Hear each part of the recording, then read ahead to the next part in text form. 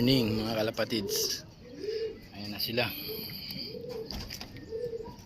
Napunta na sila sa aviary.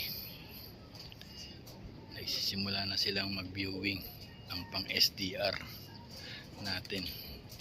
Medyo madami tayong ilalaro ngayon sa SDR. Nasa viewing na sila. Preparation na. Yung mga NDR, ayan yung hinagis ko kanina. Tinos ko kanina. Ito namang mga nasa loob, mga pang SDR yan.